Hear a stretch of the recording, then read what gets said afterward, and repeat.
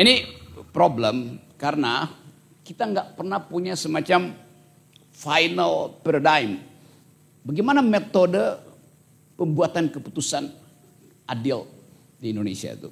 Di kepala hakim ada. Tapi kepala hakim kan kadang-kala ada di dua tempat.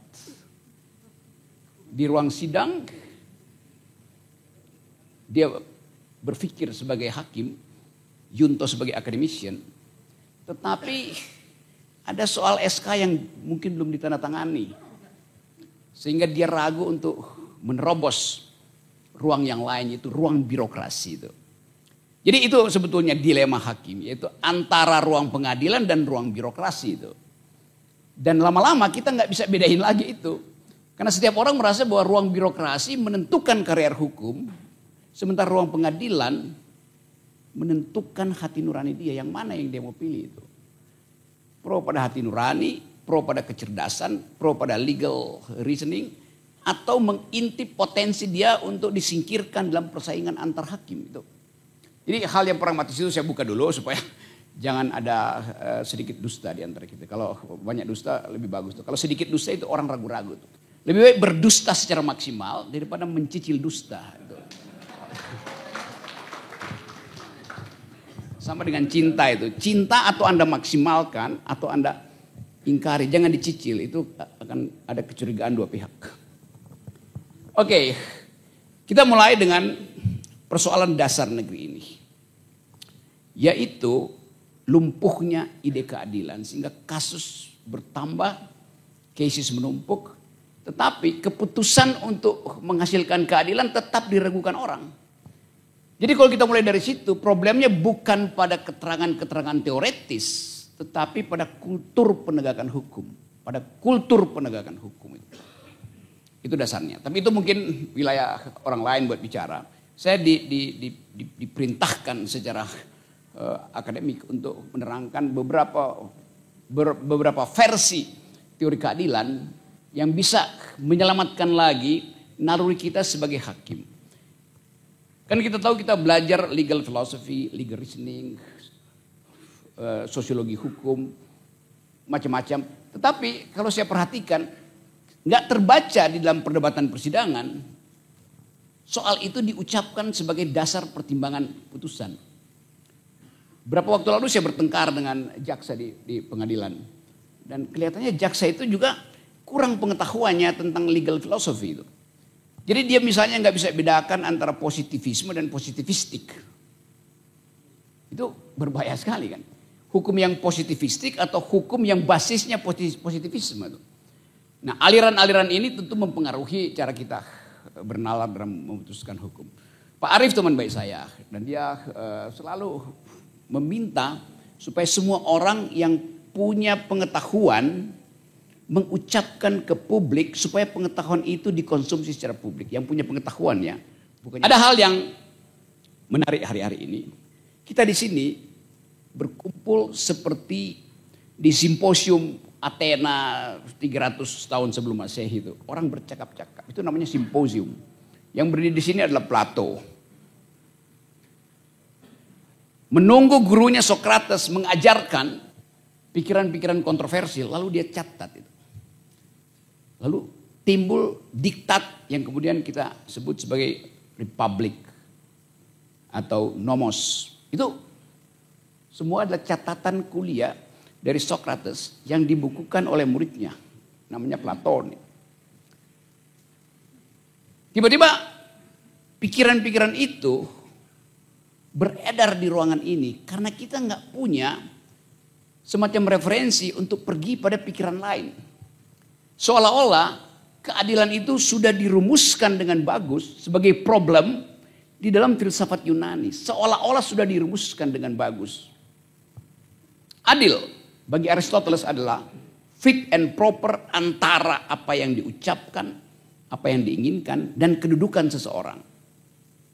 Apa yang dia ucapkan dan kedudukan dia.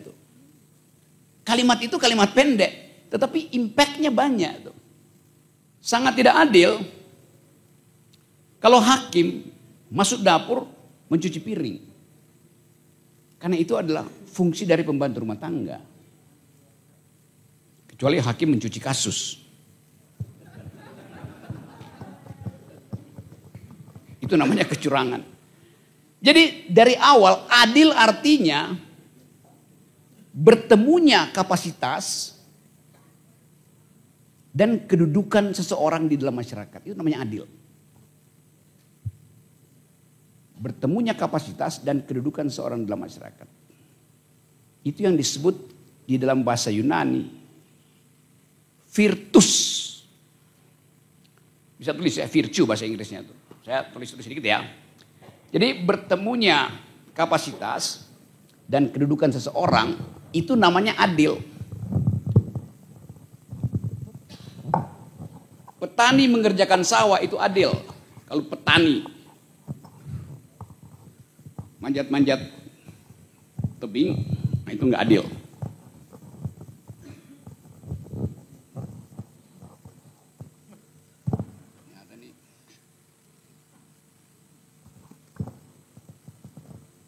Jadi adil artinya potensi bertemu dengan aktus. Potensi bertemu dengan aktus. Saya dilahirkan dengan potensi menjadi pendaki gunung. Kalau itu saya lakukan, itu adalah peristiwa yang adil. Kalau saya pendaki gunung, tapi kemudian masuk dapur untuk goreng telur, pasti telurnya tidak matang. Walaupun saya bisa goreng telur di atas gunung. Dapat poinnya? Jadi setiap orang ditentukan berdasarkan potensi dia yang bertemu dengan aktus. Namanya virtus tadi saya sebut ya. Virtus itu dalam bahasa Indonesia namanya keutamaan. Virtue. Ini bahasa Yunani, ini bahasa Inggris. Bahasa Indonesia keutamaan. Jadi pertanyaannya, apa keutamaan setiap orang?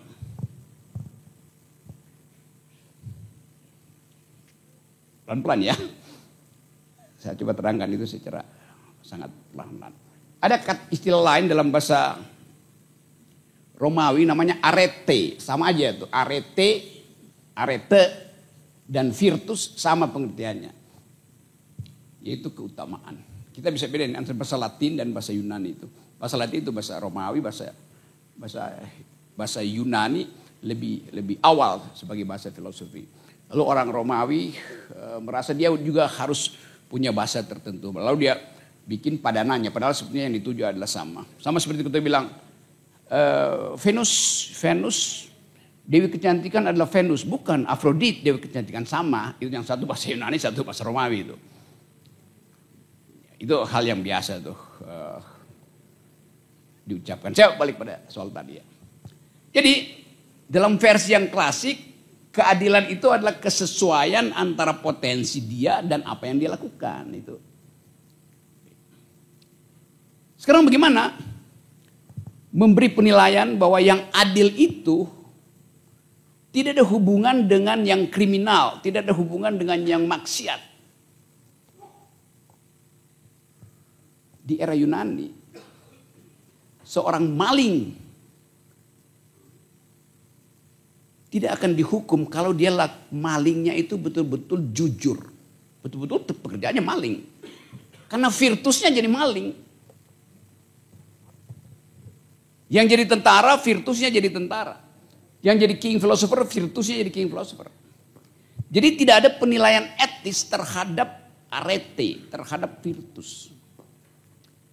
Kalau keadaan sekarang misalnya, koruptor itu dia bermoral kalau dia tidak minta ampun pada hakim.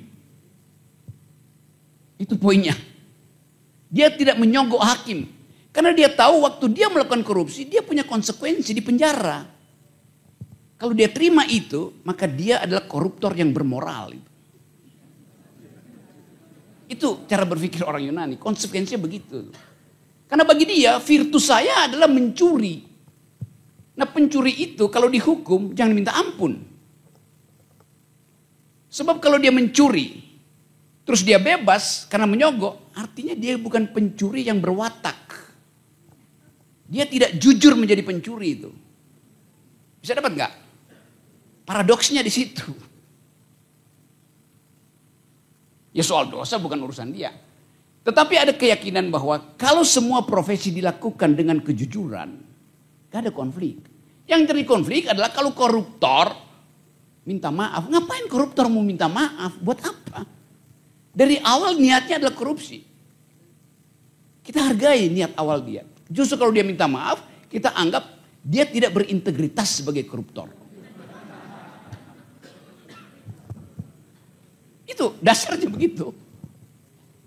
Itu yang kemudian menyebabkan masyarakat Yunani di awal demokrasi menganggap bahwa untuk tiba pada aktus tertinggi, yaitu menjadi pemimpin utama, dia harus punya semua kapasitas ilmu pengetahuan.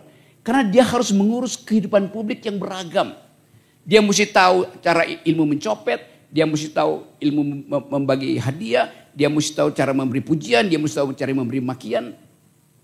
Jadi pemimpin tertinggi itu adalah kumpulan dari aktus terbaik. Karena itu di dalam masyarakat Yunani, pemimpin itu disebut sebagai king philosopher. Filsuf yang berwatak sebagai raja atau raja yang berpikir seperti filsuf. Atau philosopher king itu.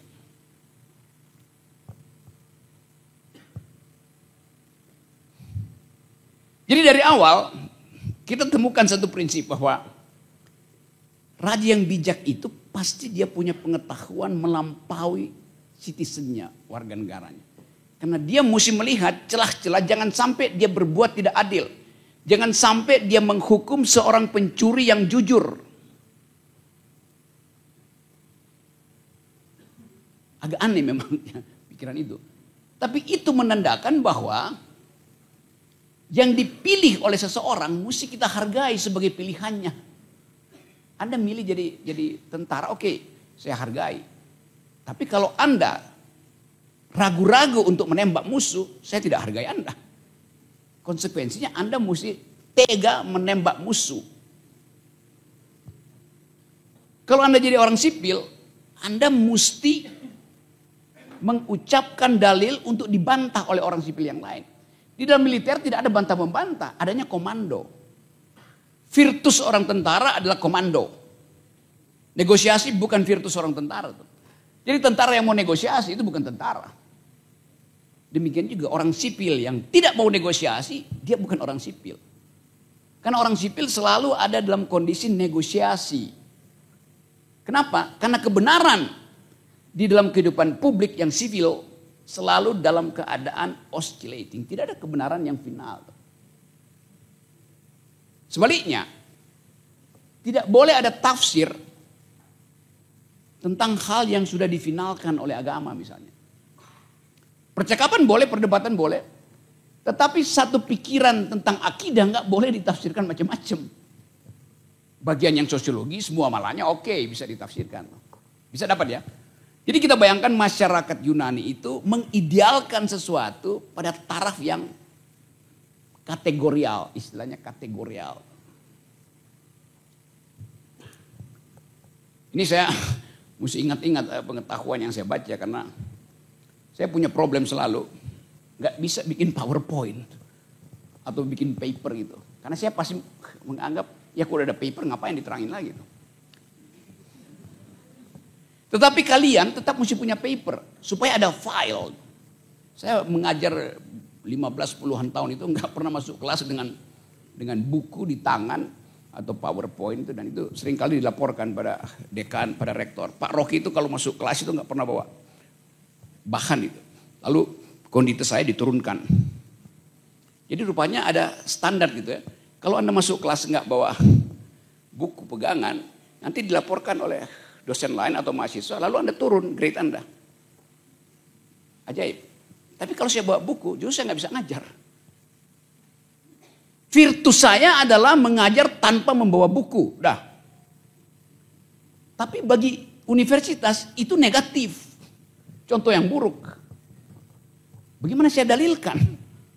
Kalau saya bilang, semua buku saya sudah tahu. Kenapa saya mesti bawa itu? Anda sombong itu. Lo memang begitu. Dasarnya. Jadi Anda lihat bagaimana sesuatu yang sebetulnya bagian dari virtus dia harus dinyatakan sebagai buruk karena ada aturan tadi. Yang tadi diterangkan oleh saudara-saudara dengar. Mengambil keputusan kendati di bawah tekanan. Saya di bawah tekanan untuk buat buku. Tapi buat saya kelas itu adalah aliran pikiran bebas. Tidak ditentukan oleh kurikulum. Yang sekarang dijago-jagokan kampus merdeka, merdeka belajar. Iya, tapi mahasiswanya nggak boleh bertanya melebihi apa yang dipastikan di dalam tata tertib kelas. Kalau seorang mahasiswa bertanya pada profesor dan profesor mukanya merah, mahasiswa ini pasti nggak lulus. Padahal mahasiswa itu menunjukkan kedunguan si profesor. Itu yang aneh. Itu yang saya inginkan tadi. Kalau seorang hakim memutuskan sesuatu dan Anda akan dicaci maki oleh atasan Anda, diturunkan pangkat. Tapi hati Anda lega. Saya pernah memutuskan dengan nalar. Apakah Anda netral di situ? Anda netral kalau Anda putuskan sesuatu berdasarkan virtus Anda. Berdasarkan virtus Anda. Dalam politik misalnya, saya dikritik. Rocky Gerung tidak netral karena mengkritik Jokowi itu. Bagaimana caranya supaya saya netral? Lalu saya bilang oke, mulai sekarang saya tidak akan mengkritik Jokowi atas permintaan Anda. Netralkah saya? Saya netral karena diperintah orang lain. Imperatif dia bekerja pada saya, lalu saya jadi netral. Pasti saya tidak netral. Karena saya diperintah orang lain, orang yang diperintah itu tidak netral. Dapat ya? Hal-hal mendasar semacam itu. Jadi virtus itu adalah pegangan etis tertinggi dari seorang hakim. Bahkan di dalam Yunani setiap manusia ada virtusnya sendiri. Oke, itu pengantarnya. Sekarang saya lompat dulu dari Yunani ke hari ini. Tadi saya sebut satu nama di situ, cukup nanti kalian lihat lagi. Aristoteles.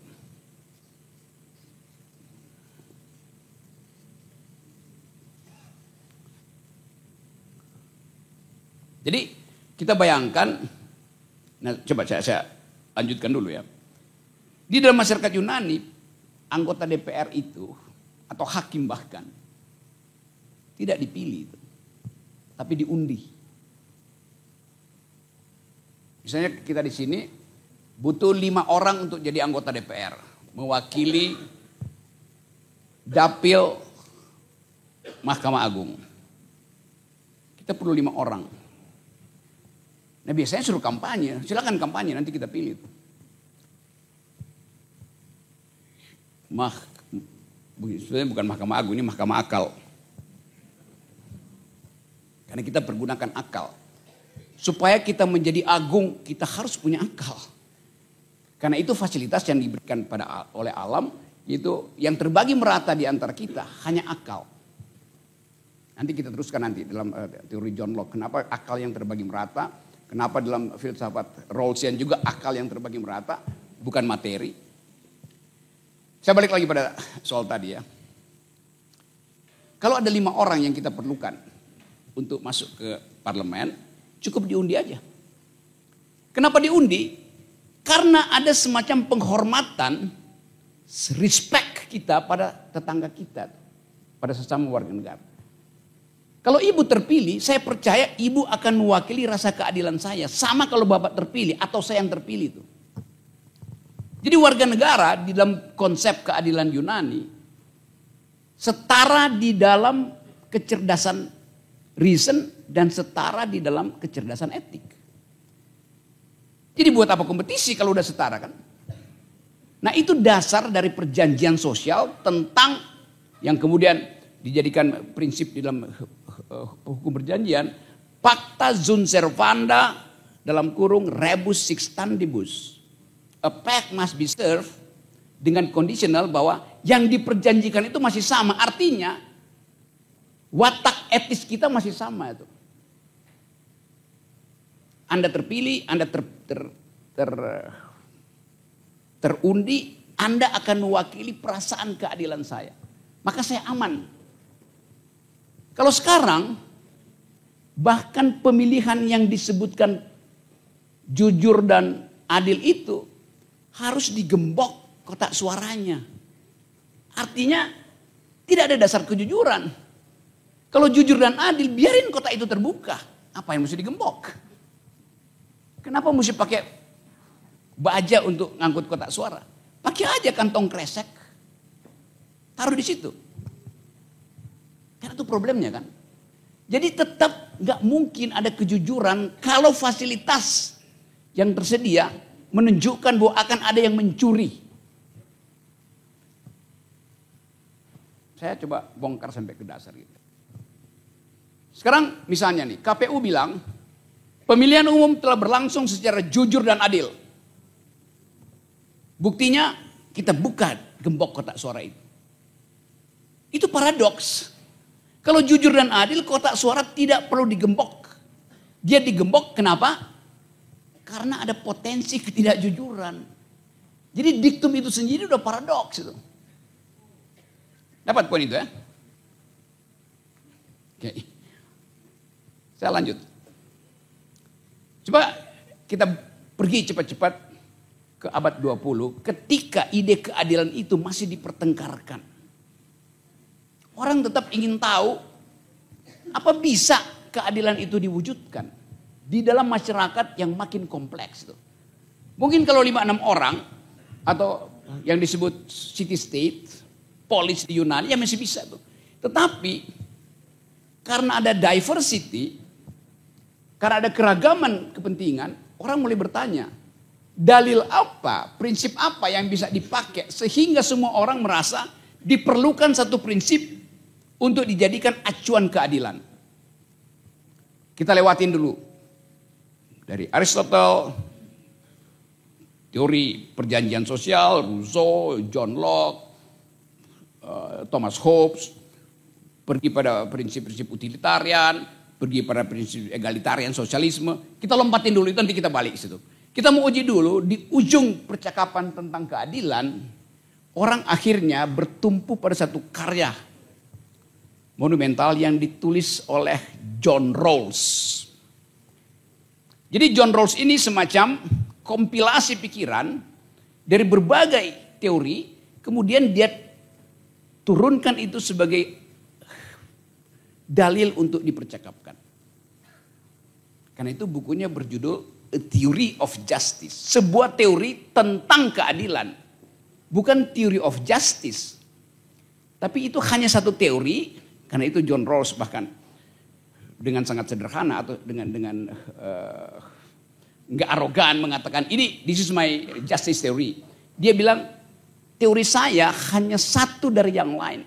Tetapi orang sekarang berteori tentang keadilan pasti mesti baca buku John Rawls yang sayang sekali nggak diajarkan di Fakultas Hukum itu. Coba saya survei sedikit. Siapa yang pernah mendengar nama John Rawls selama kuliah atau selama berprofesi sebagai hakim? 1, 2, 3 orang itu. 3 orang. Siapa yang pernah mendengar nama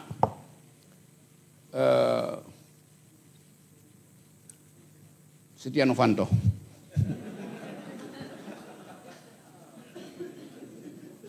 Siapa yang pernah mendengar nama Hans Kelsen? Semua pernah mendengar. Siapa yang pernah mendengar nama Immanuel Kant? Pernah mendengar.